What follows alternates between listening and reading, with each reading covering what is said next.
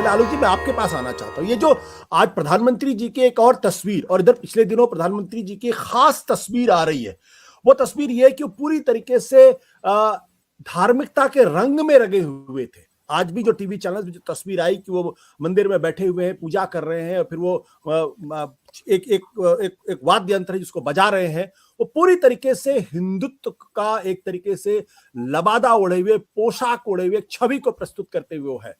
जो बात राहुल जी कह रहे हैं कि भाई ये जो हिंदुत्व वाला जो एलिमेंट है वो कमजोर होता हुआ दिखाई पड़ रहा है। प्रधानमंत्री जी बार बार उसको रीइंफोर्स करने की कोशिश कर रहे हैं, बनारस में 3 दिन रुकने की बात वो कर रहे हैं। तो अगर वो कमजोर हो रहा है तो क्यों कमजोर हो रहा है, क्यों रीइंफोर्स नहीं हो रहा? देखिए, पहला तो यह है कि बनारस में प्रधानमंत्री का 3 दिन रुकना जरूरी नहीं है कि वो हिंदुत्व के एजेंडा को रीइंफोर्स करने के लिए है। ये जो 7वां चरण आ रहा है वो बहुत महत्वपूर्ण चरण है, क्योंकि अभी तक जितने चरण गए हैं उन सब में भारतीय जनता पार्टी ने कुछ न कुछ नुकसान तो उठाया है।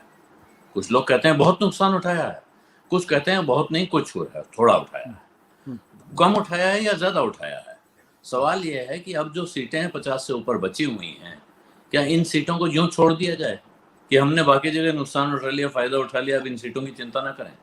तो प्रधानमंत्री को, और खास तौर पर इसलिए कि अब जब वो वाराणसी के सांसद हैं, तो ये इलाका उनका अपना इलाका है। एक तरह से ये इलाका योगी आदित्यनाथ की या भारतीय जनता पार्टी की सरकार का तो भविष्य तय करेगा, लेकिन प्रधानमंत्री मोदी की साख तय करेगा।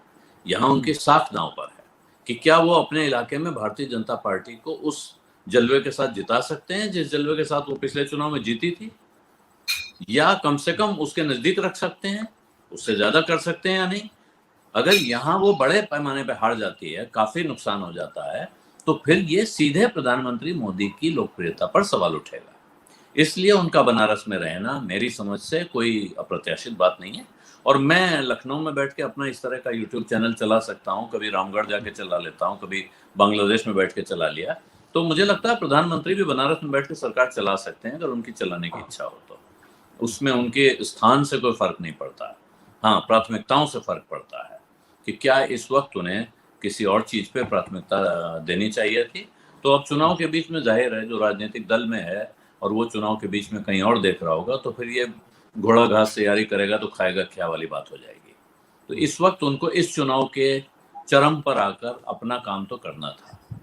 आप कह रहे हैं कि वो हिंदुत्व का चोला ओढ़े हुए दिखाई दे रहे हैं। अब आप बनारस में हैं, बाबा विश्वनाथ के मंदिर जा रहे हैं, वहां आप किस और चोले में जा सकते हैं? और अगर मुझे आदत है कि मैं जहां जाता हूं वैसा चोला धारण करता हूं, या मेरा एक ऐसा इंफ्रास्ट्रक्चर सपोर्ट सिस्टम बना हुआ है जो मेरे कार्यक्रम के अनुसार मेरी ड्रेस और बाकी व्यवस्थाएं करता है, तो उसने अपने स्वाभाविक भाव में व्यवस्था की है।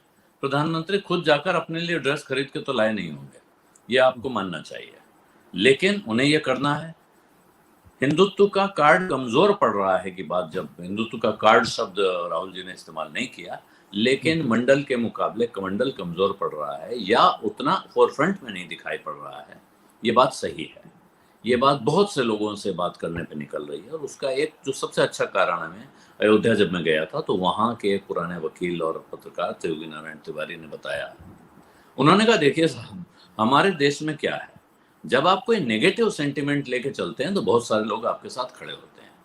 जैसे ही वो सेंटिमेंट पॉजिटिव में टर्न होता है तो फिर वो लोग अपने काम पे लग जाते हैं, कहते हैं हाँ काम पटरी पे आ गया, अब ये हो जाएगा, अब इसमें हमें दिमाग लगाने की आवश्यकता नहीं है। यानी अब मंदिर तो बन रहा है तो ठीक है, मंदिर बन जाएगा, जब दर्शन करने जाना होगा हम भी चले जाएंगे और लोग भी आएंगे जाएंगे। जब तक ये सवाल था कि क्या मंदिर बनने के रास्ते में कोई बड़ी बाधा है, तब तक वो चिंता कर रहे थे, तब तक वो आपके साथ खड़े थे, जरूरत पड़ने पे आपकी आवाज से आवाज मिलाने के लिए मैदान में आते थे। अब वो सब कुछ डिस्काउंट कर चुके हैं। यही वजह है कि इस चुनाव में मैंने अभी अनेक लोगों से बात की कि वो फील्ड में जाके लोगों से बात कर रहे हैं, पूछ रहे हैं कि भाई मंदिर का मुद्दा कितना बड़ा मुद्दा है या हिंदुत्व का मुद्दा कितना बड़ा मुद्दा है। तो वो कह रहे हैं इस पर कोई बात नहीं कर रहा है, चर्चा नहीं करता है। करता है हाँ बहुत अच्छी बात है, मंदिर भी तो बन रहा है, कुछ लोग कह देते हैं देखिए मंदिर भी बन रहा है, लेकिन जिस चीज पे वो बात करते हैं वो दूसरी चीजें हैं।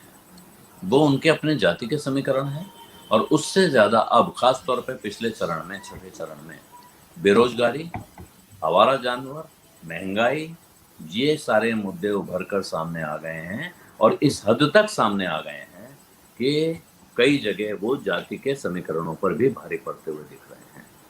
जिन जातियों के बारे में माना जा रहा था, लिख के दे रहे थे लोग कि साहब ये तो भारतीय जनता पार्टी के की झोली में है, उस जाति के लोग भी इन मुद्दों पर नाराज दिखाई पड़े और ये बात साफ साफ कहते हुए दिख रहे हैं कि हमने इनके खिलाफ वोट दे दिया है, हमको तो नहीं चाहिए। तो ये कारण है कि प्रधानमंत्री को आवश्यक तौर पर इसी चोले में जाना था, क्योंकि वो ये संदेश नहीं दे सकते हैं कि हमने इस कारण से अब हिंदुत्व का मुद्दा त्याग दिया है, क्योंकि हिंदुत्व का मुद्दा चल नहीं रहा है।